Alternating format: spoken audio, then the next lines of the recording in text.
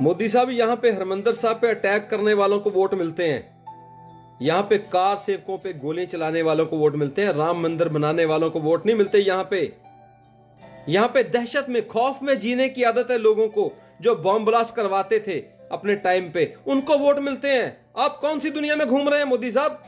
माताएं, बहनें, बच्चे इस वीडियो को ना देखें, इस वीडियो से दूर रहें। कुछ भी अब्यूज हो सकता है, ध्यान से इस वीडियो को ऐसे ना देखें आप। हाँ जी मोदी साहब, मिल गया सुकून आपको?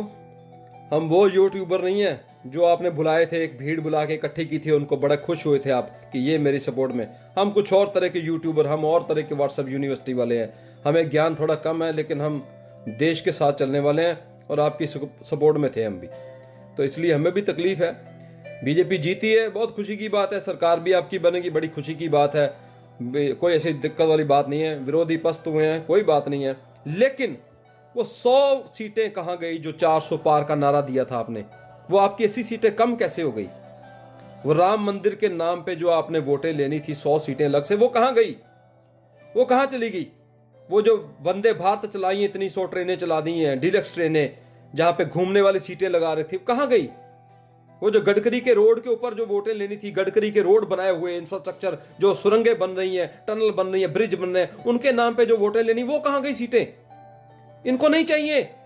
ये रेलवे लाइन पे टट्टी करने वाली कौम है। ये भारतीय जो है ना, रेलवे लाइन के ऊपर टट्टी करने वाले लोग हैं।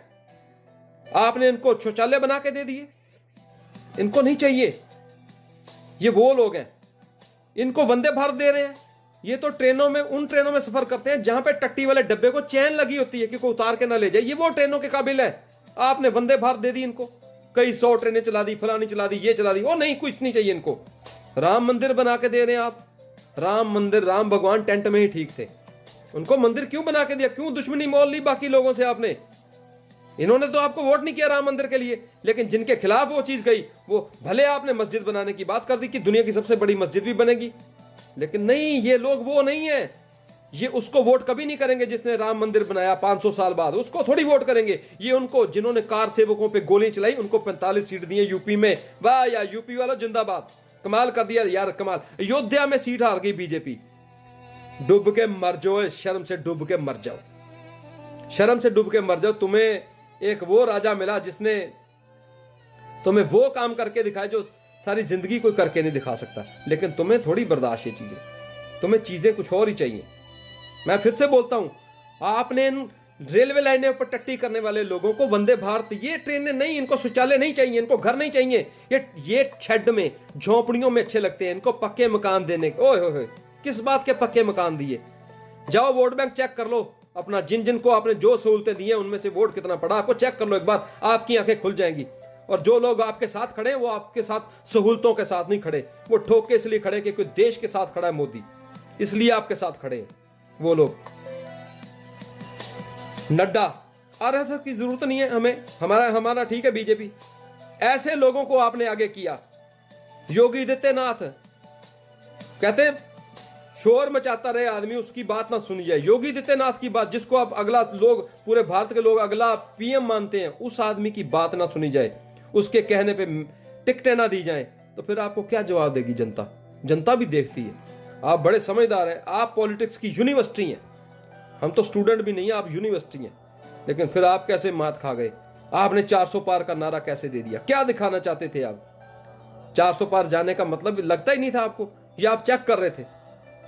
या ईवीएम का रोना रोने वाले विपक्ष तो मर गया, वो तो उनको बहाना खत्म हो गया उनका, मान लिया हमने।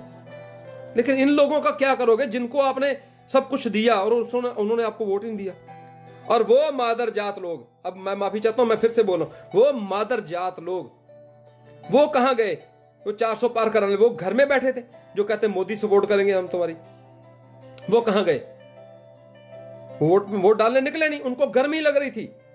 अच्छा, जिन्होंने मोदी को हराना उनको गर्मी नहीं लगी?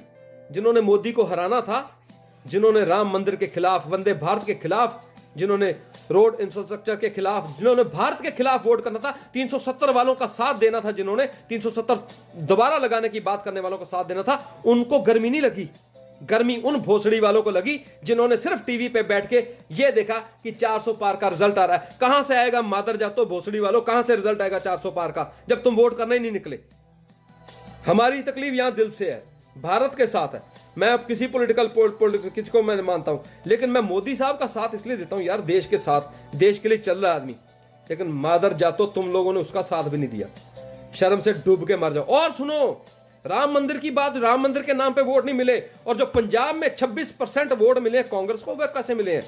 सीटें कैसे जीती है और किन दिनों में जीते हैं? जब हरमंदिर साहब पे अटैक हुआ था, इन्हीं दिनों में हरमंदिर साहब पे अटैक हुआ था, सबको पता है, इन्हीं दिनों में अटैक हुआ था, इन्हीं दिनों में। और 12,600 सिखों का कत्ल करने वाली कांग्रेस, उसको जिताया गया पंजाब में। वाह पंजाब बोलो, बहुत बधाई हो आपको, बहुत बधाई हो। आपने उस पार्टी को जिताया जिन्होंने सिखों का कत्लेआम किया। मैं अमृतपाल सिंह के जीतने पे खुश हूं, सरबजीत सिंह खालसा के जीतने पे खुश हूं कि वो लोग जीते हैं। ठीक है, उन्होंने लोकतंत्र में आके अपनी बात रखी और ठोक के जीत गए वो, उनको लोगों ने साथ दिया, उन्होंने अच्छा काम किया, उन्होंने नशे बंद कराने की बात की, उनका साथ दिया लोगों ने, ये अच्छी बात है। लेकिन बीजेपी का साथ ना दो, लेकिन कांग्रेस का साथ दिया आपने, उस पार्टी का जिन्होंने देश को बर्बाद कर दिया। और झूठ फैलाया गया, कांग्रेस संविधान बदल जाएगा, ये हो जाएगा, ईवीएम, पहले रोना रोना डाला हुआ था। और आज की डेट में क्या हुआ है? कुछ ईवीएम का रोना रो रहा है? कोई नहीं रो रहा कांग्रेसी, क्योंकि पता चल गया कि 400 पार नहीं हुए, कोई कानून नहीं बदल सकता, कुछ नहीं हो सकता ना। 370 ये हम अब ये 370 लगाने की बात करेंगे। और इनको चाहिए, ये जो लोग है ना, ये इनको आदत पड़ गई है बम धमाके देखने की, बम ब्लास्ट देखने की, ये दहशत में जीना चाहते हैं। आप इनको दहशत से निकाल लें। 10 साल से जिन्होंने बम धमाके नहीं सुने, उनको कैसे मैनेज करोगे? जिन्होंने 10 साल से बम धमाके नहीं सुने, उनको नहीं, आप इनको दहशत में जीने की आदत, डर में जीने की आदत पड़ी है, मर के जीने की आदत है इनको वही रहने दो, इनको आदत पड़ी रहने दो। इनको धमाकों की आवाज अच्छी लगती है, इसलिए आपको वोट नहीं किया।